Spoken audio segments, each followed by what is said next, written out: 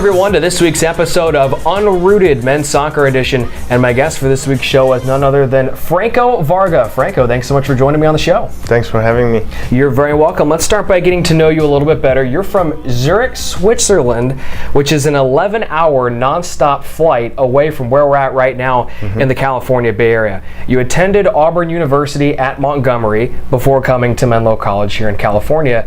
So what has all of this travel been like for you, going all over the world? Yeah, it was pretty exciting, to be honest. I ended up in Alabama first, Auburn University and Montgomery.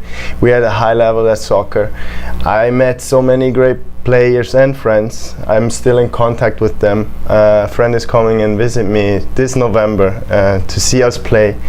And yeah, the culture shock was pretty big at the beginning, to be honest. From Switzerland and Montgomery was kind of big, the difference.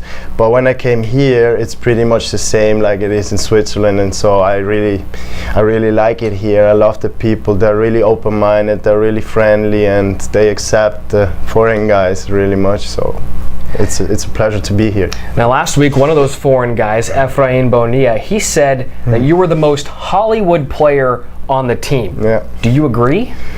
I don't know. I mean, that's a kind of weird question, but if I think he's mentioned that because of kind of how I look like my style, my tattoos, and how I wear my hair and everything. So I would kind of agree.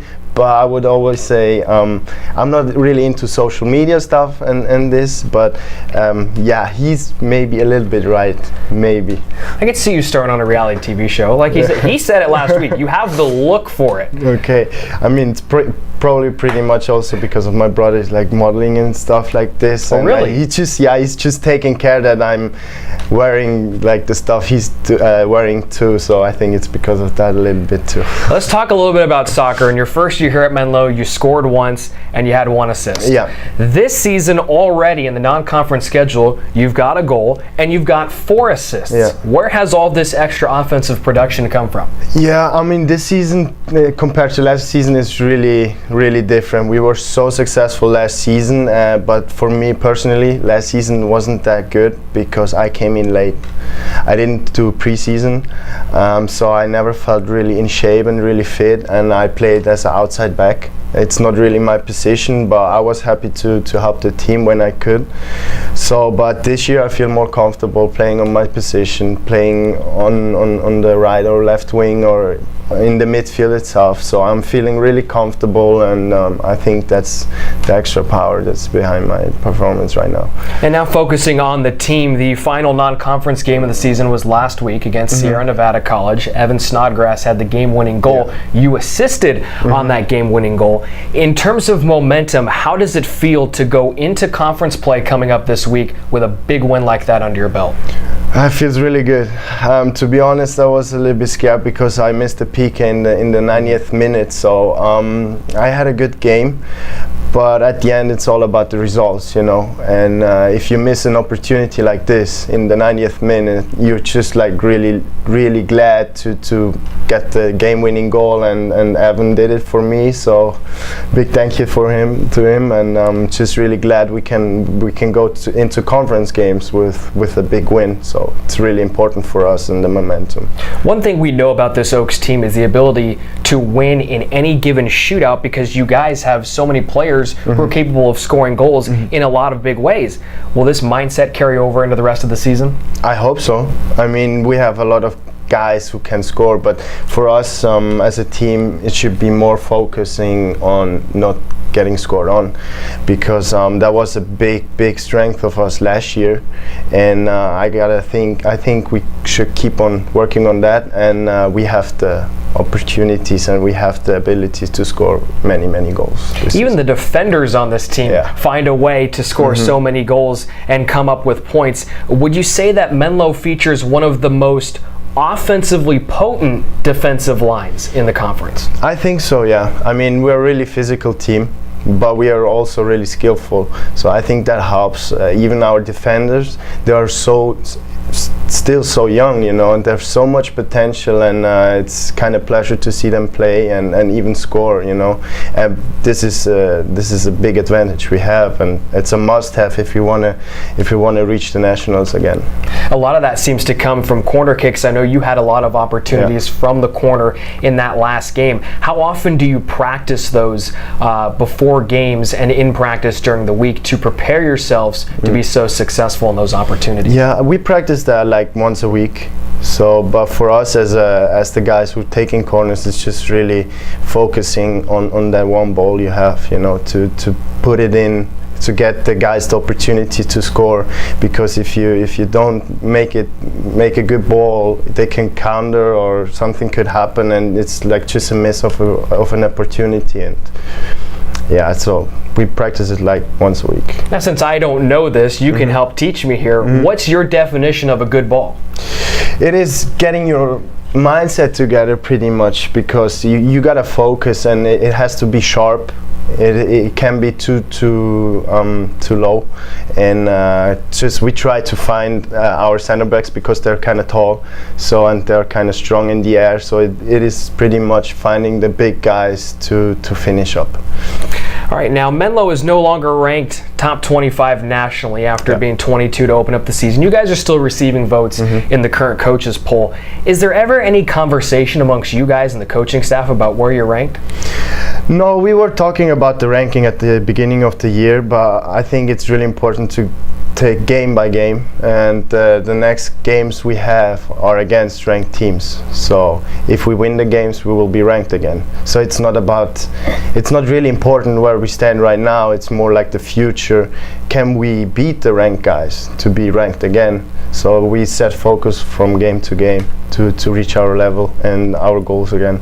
Like you said, you're going to be playing some of the best teams in the nation here when you get into conference play. Those games are always hard fought and physical, but that seems to go right into your style of play. So what's the mindset going into these games? We just have to be really focused. Really focused, because as you said, GSEC is a really tough conference, and every game you maybe get one or two opportunities and you got to take them. And I mean, from last year we learned a lot, you know. We didn't lose many games, and I think that's one of our strengths. Even when we are down a goal, we always come back. We always come back, and we believe in us. Our team values are really good, you know, and I have a lot of faith in that team, and everyone is relying on each other, and that helps us a lot. All right, Franco, it's time to get into the final segment of the show. It's called Brownie Bites. I'm going to ask you 3 random off-the-wall questions. You give me your best answer. Okay, I'll try. Question number 1. If you are in fact the most Hollywood, who would make the best co-star? I would say Efrain Bonilla, and I would say Ike, because his style is, I just love his style, the way he dresses and everything with his hat, and he just looks really good. And Efrain, he's taking care of actually how I eat during the day. Yeah, he makes sure that I don't like eat unhealthy, and he's like also a really good looking guy, so I would choose these 2 guys. But you're still, of course, going to be the star of the show. Yeah, of course. All right. Question number 2. Which teammate would have the most difficult time living abroad?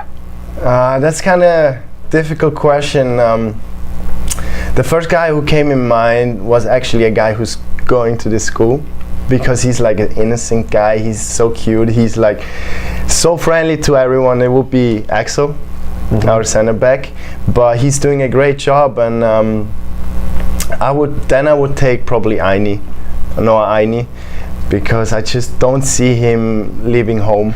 You know, I think he could handle it, but I don't see him like going abroad. It's funny that you bring up Axel, because this is his 2nd year here at Menlo, so obviously he liked year 1 enough to continue to do it for year number 2. Exactly, yeah.